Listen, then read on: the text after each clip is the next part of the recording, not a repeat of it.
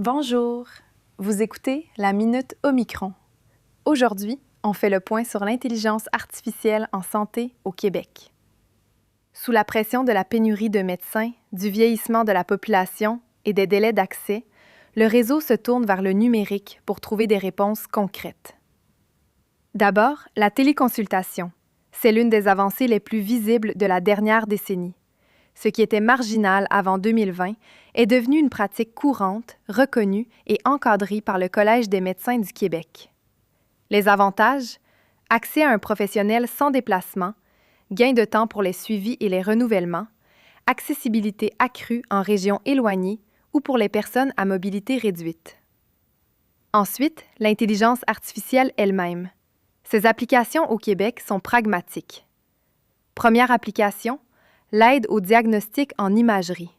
Les algorithmes analysent radiographie, scanner, IRM et signalent des anomalies, comme des nodules pulmonaires ou des lésions suspectes.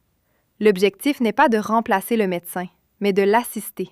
L'IA signale, le clinicien décide. Deuxième application, le triage aux urgences. Des outils analysent en temps réel les données des patients pour prioriser les cas selon leur degré d'urgence. Troisième application, les alertes médicamenteuses dans les dossiers électroniques. Détection automatique d'interactions et d'allergies, ce qui réduit les erreurs.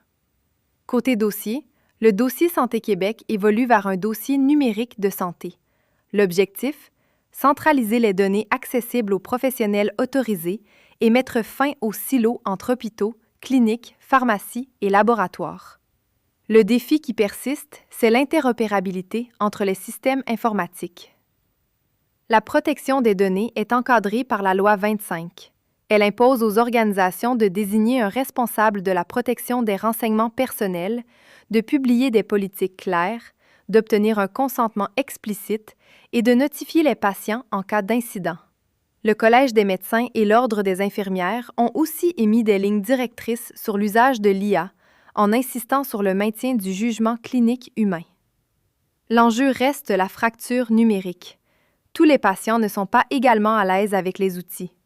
Les personnes âgées, en situation de précarité ou en zone à faible connectivité, risquent d'être laissées pour compte sans accompagnement. La transformation est en cours, mais toute la technologie n'a de sens que si elle reste au service de la relation humaine. Un algorithme ne remplace ni l'écoute d'un médecin, ni l'empathie d'une infirmière.